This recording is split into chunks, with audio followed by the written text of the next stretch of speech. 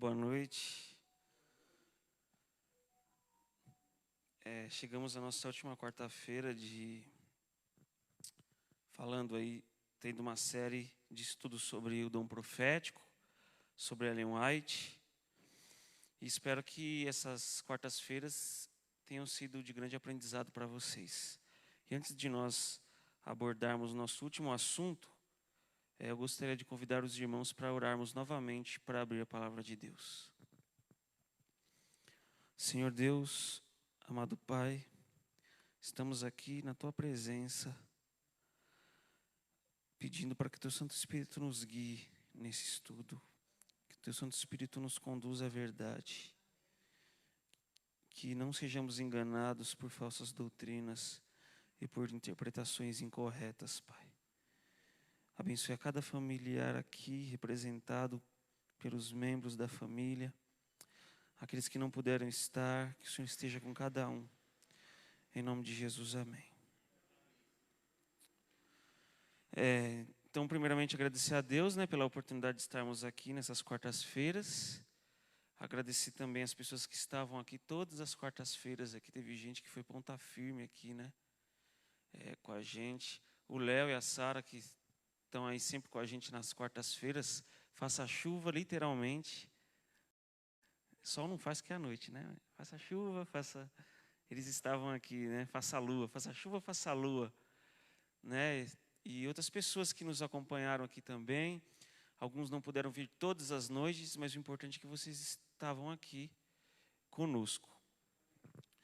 E agradecer ao Tiago Lima pelo convite. Agradecer também a Raquel, meu pai, que está aqui também, fazendo a segurança, Se passar dele, a Raquel neutraliza, então está tudo certo.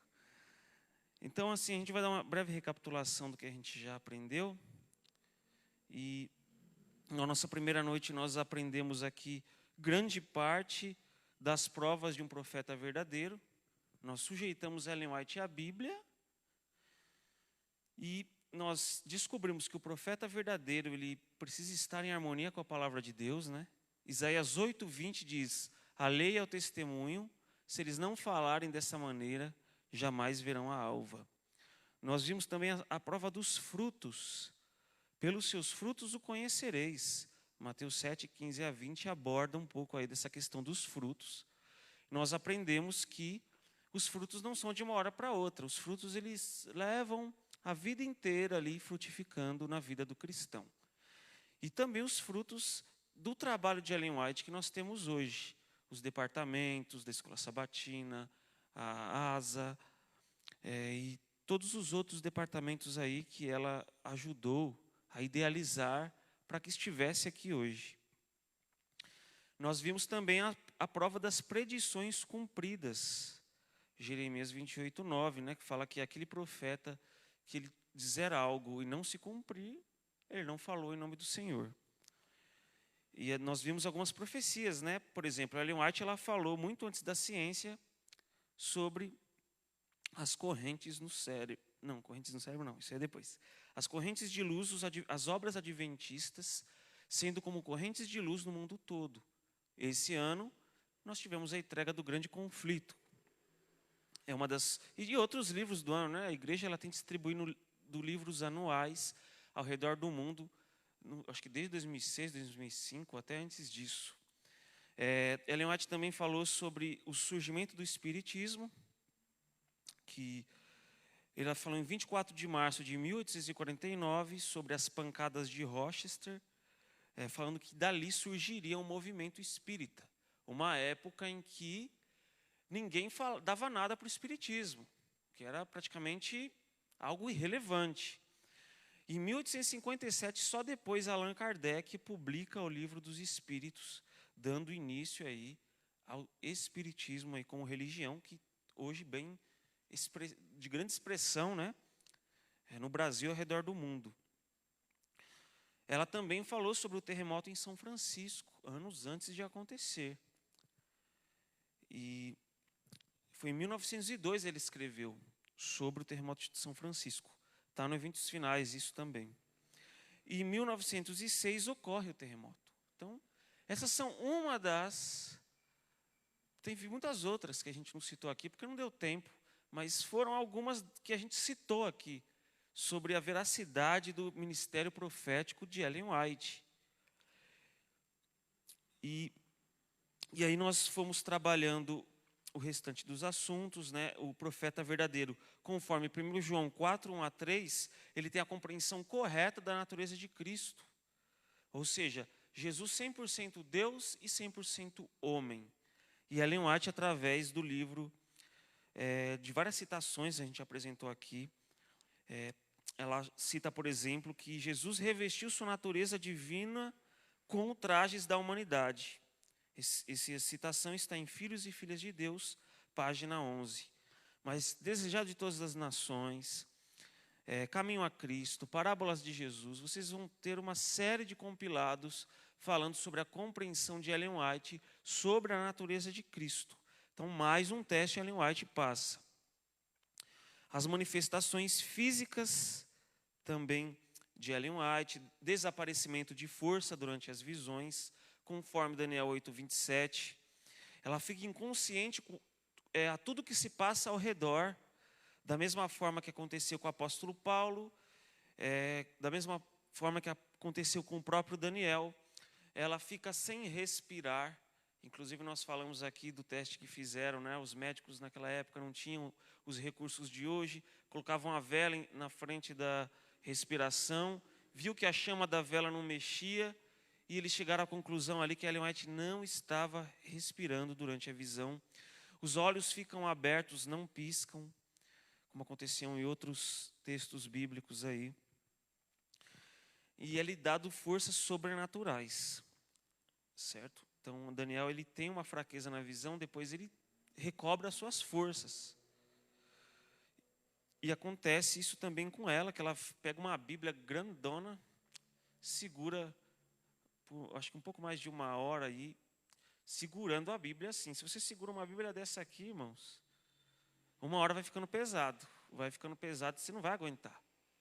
Aí o braço dói.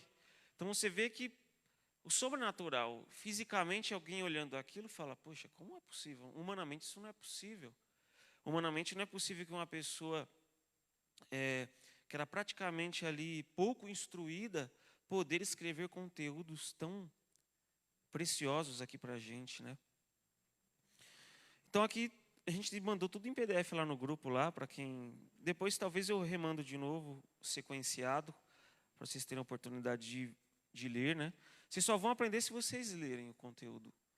Tudo isso que eu estou falando aqui, talvez grande parte das coisas vocês vão esquecer. Então, não só ficar com o PDF que eu escrevi, ir a fundo sobre isso, porque é um assunto que, se a gente falar 1 ano direto sobre esse assunto, não esgota, porque é um assunto muito profundo. Inclusive tem um livro na CPB que se chama Ellen White e seus críticos, que é um livro que eu nunca li, mas eu fico de olho nele. Ele é dessa grossura aqui, uma grossura... E há pessoas que acham que em um vídeo de 5 minutos consegue refutar o ministério profético, né? Enfim, tem doido para tudo hoje em dia, né? Então, aqui também há descobertas científicas, né? Para terminar nossa recapitulação. As correntes elétricas do cérebro. Ellen White, em 1936, ela fala das correntes elétricas do cérebro. Ellen White não era cientista. Ellen White não era formada em nenhuma faculdade. E só em 1954, de 1936, que Ellen White descobriu, só 1954, que William Gray Walter escreveu um artigo intitulado Atividade Elétrica do Cérebro. Olha só que coisa interessante. Evidência é o que não falta aqui, certo? Ela fala em Testemunhos, volume 2, página 347, aí, sobre as correntes no cérebro. E há muitas outras coisas aqui que ela fala sobre o fumo como veneno. Em 1905, ela tem a sua primeira citação ali, uma das primeiras, pelo menos, sobre os malefícios do cigarro. E só em 1953, olha só, 1905, ela teve uma das primeiras citações sobre o cigarro, e só em 1953, ocorreu a comprovação científica do efeito do fumo, com o nosso amigo Ernest Winder. Ele testou em ratos os efeitos da nicotina, do fumo, e os ratos morreram de câncer. Poxa vida. Se o rato morre de câncer andando no esgoto e tudo, imagina a gente, né? É complicado. Então, em resumo, essas são as nossas recapitulações. E hoje nós vamos falar um pouco sobre como compreender e aplicar os escritos de Ellen White, que é um assunto muito vasto. Tudo que eu vou falar aqui ainda não vai ser suficiente para você entender completamente o assunto. Mas já dá para fazer uma introdução bem legal. E a ideia é que vocês continuem estudando sobre isso. Continue lendo os livros de Ellen White. Continue ali lendo assim, Centro White, o site do Centro White, do White State. Ali tem várias respostas sobre citações de Ellen White. Eles têm documentos originais dos escritos de Ellen White. Então, eu recomendo que vocês pesquisem Centro White, White State e os escritos da Casa Publicadora Brasileira. Aí tem muito livro muito bom que fala sobre o ministério profético. Então, nós temos nosso primeiro texto aqui. Por que nós vamos apresentar alguns textos bíblicos em primeira instância? Entendendo a Bíblia como única regra de fé e prática. Às vezes há uma confusão na hora de entender os conceitos. Então esse é o primeiro texto que coloca a Escritura como regra de fé e prática. Toda a Escritura é divinamente inspirada, é proveitosa para ensinar, para redarguir, para corrigir, para instruir em justiça, para que o homem de Deus seja perfeito e perfeitamente instruído para toda boa obra. Isso está em 2 Timóteo 3, 16 e 17. A maioria que deu muito estudo bíblico sabe esse verso de cor, né? Então, como que a gente extrai a Bíblia como única regra de fé e prática desse texto aqui? Você pode ir na Bíblia de Gênesis e Apocalipse. A Escritura não cita mais nenhum outro documento secundário ou terciário, ou qualquer que seja, que é proveitoso para ensinar, para redarguir, para corrigir, para instruir. Ou seja, fala do poder doutrinário ali, da autoridade doutrinária que as Escrituras têm sobre nós. Certo? Então, o primeiro texto aqui que deixa muito claro isso. João 17, 17. Santifica-os na verdade, a tua palavra é a verdade. Novamente, a Bíblia, eu não sei quantos já viram, a maioria aqui que é adventista há muito tempo, já viu aquele estudo do Luiz Gonçalves, né, das 5 colunas da verdade. Você vê que é Deus, Jesus, Espírito Santo, os 10 mandamentos. E a lei de Deus, se não me engano agora, deu um branco, mas deve ser isso. A lei de Deus é os 10 mandamentos, no caso, né? Mas assim, santifica-os na verdade, a tua palavra é verdade. Mais uma vez, não há nenhum outro documento colocado em pé de igualdade com a palavra. Não há. De documentos, é só a palavra de Deus. Deus, Jesus e Espírito Santo não é documento. São a divindade, Deus, o Deus triuno, a trindade. Como documento, a palavra é a verdade. Não há nenhum outro documento apontado na Escritura, esse documento aqui é a verdade. Não tem, certo? Isso é um embate muito grande entre os protestantes e católicos, né? Mas isso é uma outra discussão que não vai caber agora. Atos 17, 11. Os bereanos eram mais nobres do que os tessalonicenses, pois receberam a mensagem com grande interesse, examinando todos os dias as Escrituras para ver se tudo era assim mesmo. Por que a Bíblia os chama de nobres? Porque o apóstolo Paulo pregava para eles e eles iam lá na Escritura. Vamos ver se é isso mesmo? Olha que interessante. Eles não é outro documento que eles consultam, é a Escritura. Então, antes de tudo, qualquer crença que nós pregarmos por aí, qualquer crença que nós pregarmos no púlpito, precisa estar embasada biblicamente. Se não estiver embasada biblicamente, há algum sério problema. Certo? E aí vem a questão que os nossos amigos protestantes nos acusam e acusam a Ellen White, de que a Ellen White ela é contra a Bíblia, que nós usamos Ellen White como uma segunda Bíblia. Está bem pequena essa letra? Não sei. Dá para ler, né? Acho que aqui está até maior do que ali. Aqui tem várias citações de Ellen White, várias falando da Bíblia como única regra de fé e prática. E ainda tem gente que fala que Ellen White queria ser igual à Bíblia. Ainda tem gente que fala que Ellen White quer substituir a Bíblia, sendo que há mais de 600 citações de Ellen White dizendo que a Bíblia é a única regra de fé e prática. Agora, eu não sei se é mau caratismo ou é cegueira mesmo, eu não sei. Porque 600 citações, você não enxergar nenhuma, é muita ignorância ou é muito mau caratismo. Não tem meio termo nisso aí. E o que acontece? As pessoas elas vão buscar informação, como eu falei na pregação passada, elas vão buscar informação de Ellen White nos críticos de Ellen White. Poxa, mas é claro que o pessoal vai falar mal, né? É a mesma coisa que um esposo, ele se divorcia da esposa, e eles divorciam de uma maneira bem tensa, sabe? Bem agressiva, guardando aquele rancor um do outro. Aí você quer saber sobre o camarada, perguntando para a esposa que tem raiva dele. Não dá, né, gente? É complicado. Ou seja, eles preferem ir nos críticos do que nos próprios escritos de Ellen White. Esse é o maior erro que os protestantes, de modo geral, cometem. Então, aqui, ela fala, há em nosso tempo um vasto afastamento das doutrinas e preceitos bíblicos, e há necessidade de uma volta ao grande princípio protestante. Então, tem gente que fala que Ellen White não é protestante, que a igreja adventista não é protestante. A Bíblia e a Bíblia só, como regra de fé e prática. Olha só que bacana, né? Lá em cima está o nome latim, sola scriptura, que era defendido por Lutero, que fixou as teses ali no muro da Igreja Católica. 75 teses, se eu não me engano. 95. Eu não sou muito bom com números, tá? Eu estudo história, gente, mas número para mim não é meu forte. Mas assim, a Bíblia e a Bíblia só. É isso que significa sola escritura, como regra de fé e prática. Essa é uma das citações aí, que está no Grande Conflito, o livro do ano nosso aí. Eu não sei se nessa edição teve alguma parte condensada, mas eu pesquisei no Grande Conflito online e está exatamente essa página aí. Mas às vezes tem livros que eles são um pouco mais condensados do que outros, que pode variar um pouco a página. Mas está lá, você vai achar, se você ler o livro inteiro.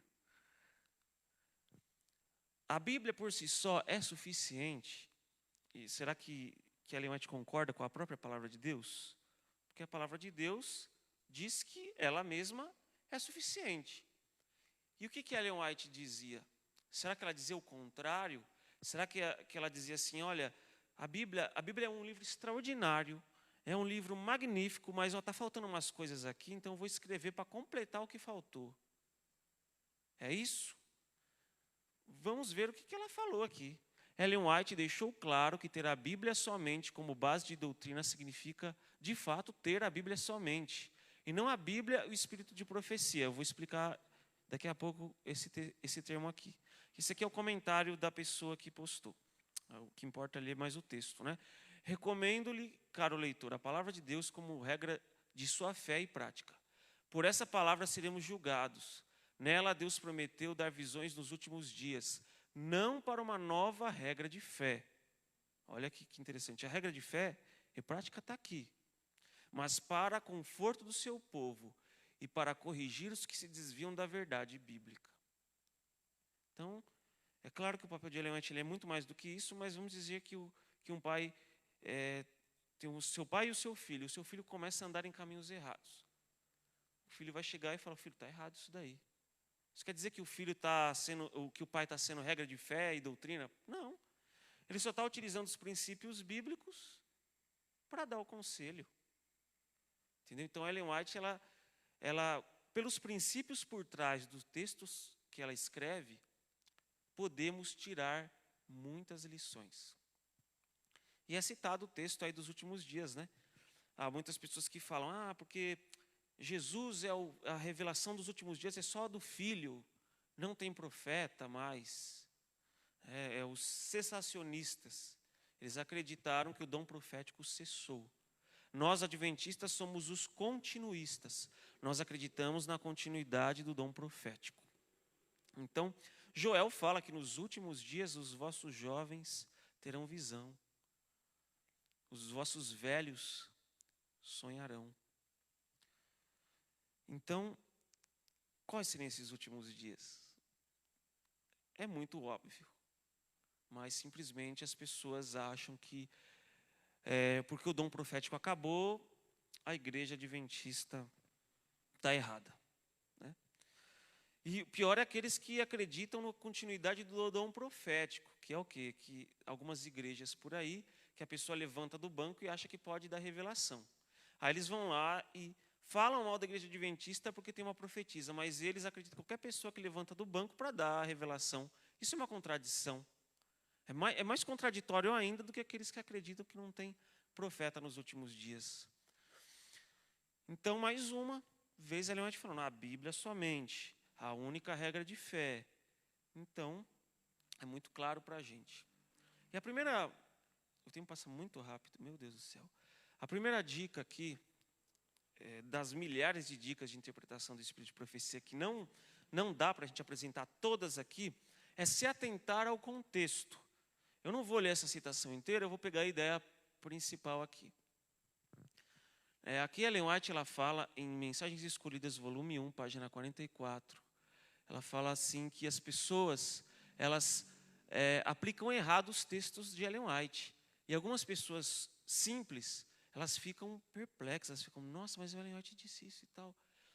Aí a Ellen White fala, pudessem elas ler em ordem tudo quanto foi dado, veriam a verdadeira aplicação e não ficariam confundidas.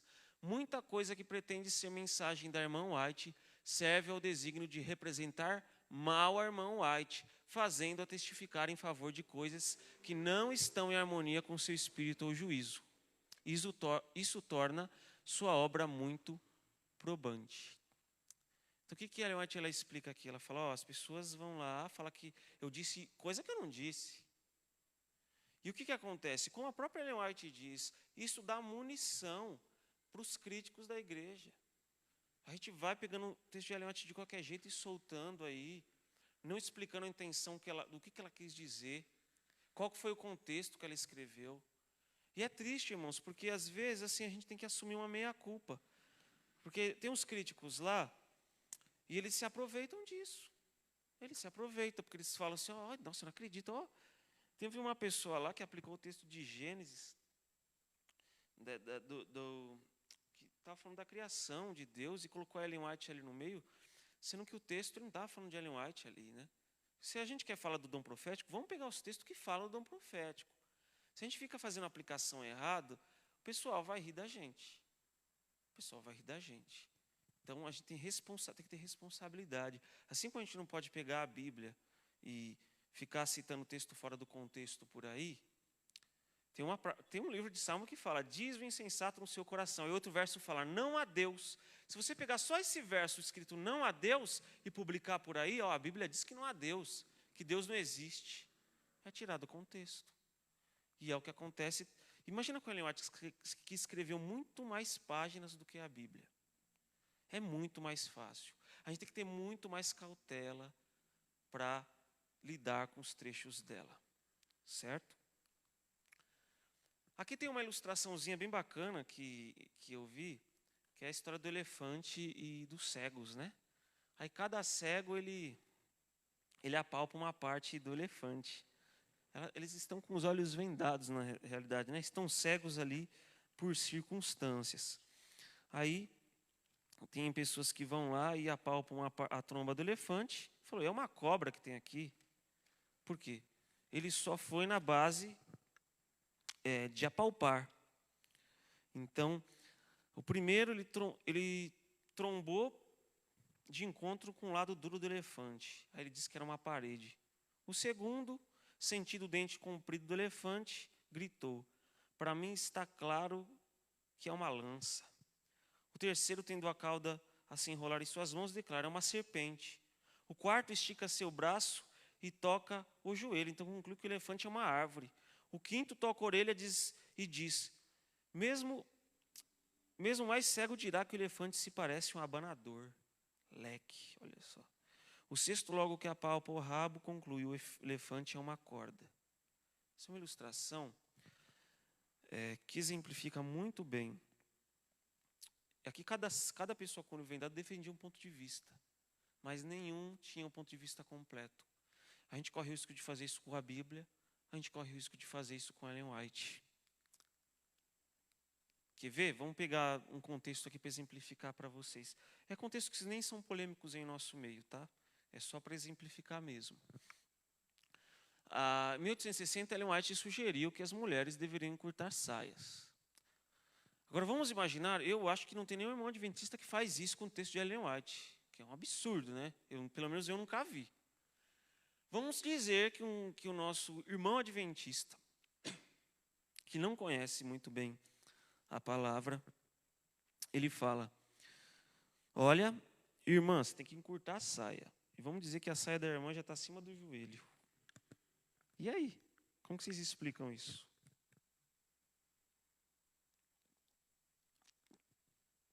Água é bom. Vai ficar mais curto ainda. Espera aí, tem alguma coisa errada aí. É o contexto. Olha o problema que você arruma quando você tira um texto de Ellen White do contexto. Você arruma um problemão. Isso é de assunto simples, que não é assunto polêmico dentro da nossa igreja, tá? Que eu nem vou entrar nisso agora.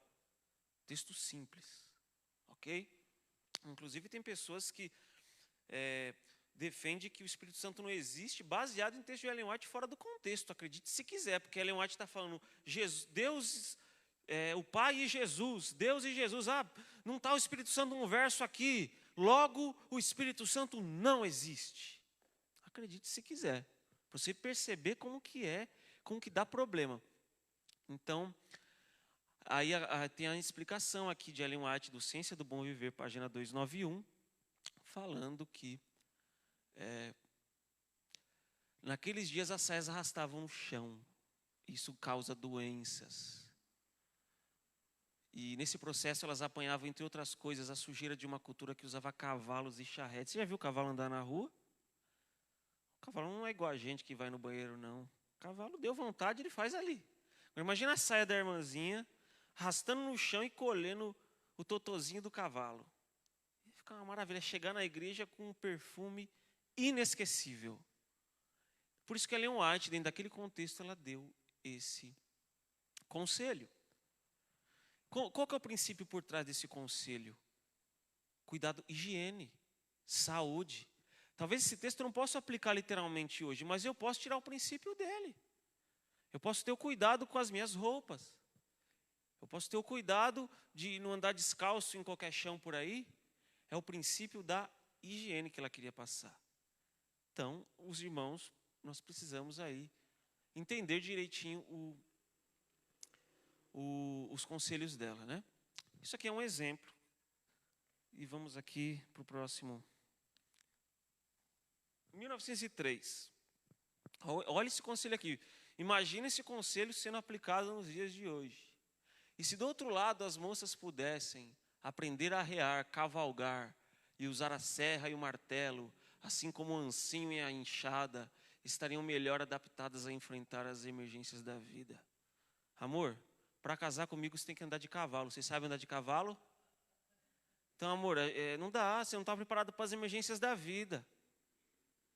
É assim? É assim que interpreta? Vamos entender o contexto de 1933, 1903. Os Estados Unidos era rural, gente. Então, como a gente podia aplicar esse conselho hoje? Talvez, seria legal que a mulher pudesse saber dirigir, caso precisar de uma emergência. Será que poderíamos explicar desse jeito? Talvez, né? Então, por isso que a gente tem que levar em conta o princípio. O princípio não altera, mas o contexto cultural, às vezes, ele vai alterar. Igual, eu fico imaginando, se Ellen White vivesse nos dias de hoje.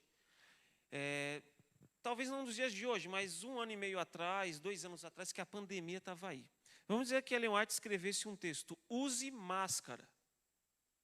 E vamos dizer que 20 anos mais tarde, a pandemia já acabou, a pessoa tira esse texto do contexto e fala: você está sem máscara, seu pecador. não entre nessa igreja. Mais um exemplo aí de descontextualização que poderia acontecer. Tá? É só uma hipótese aí para que vocês possam entender melhor. Rapaz, de novo, esse slide me surpreendeu. Não acredito nisso. Mas, em questão, em resumo, é isso mesmo. Tá? Assim como a palavra de Deus ela já nos ensina o princípio de interpretação, a gente também tem que aplicar esse princípio aos escritos de Ellen White. E a outros livros por aí que você lê. Tem quantas pessoas, às vezes, citam, compartilham frases lá no Facebook, não sei o que lá, Albert Einstein. Aí você vai pesquisar, não foi Einstein que disse isso. Então, como cristãos, nós precisamos entender, a partir da Bíblia, a Bíblia é o primeiro livro que nos ensina a interpretar texto. E é um erro grave que está acontecendo nos nossos dias. A gente é responsável pela verdade que a gente divulga. Então, quando eu tiver dúvidas sobre um assunto, a primeira coisa que eu tenho que fazer, base bíblica. Eu vou encontrar o texto de Ellen White que parece que está contra a Bíblia. Eu preciso, alto lá, vamos ver o contexto. Será que ela está dizendo isso mesmo? Pode ser que tenha algum problema, não com a irmã White, mas com a minha interpretação, que eu pego um texto isolado dela, igual esses dois textos aí que são bem comuns aí, os mais fraquinhos, tá? Tem gente que pega texto muito mais polêmico aí e tira de contexto. Então, que possamos aplicar esses princípios aí, que Deus abençoe vocês. A gente tem um canal no YouTube também, e todas as quartas-feiras a gente posta vídeo falando algumas coisas sobre Ellen White. Então, a nossa série não acaba por aqui.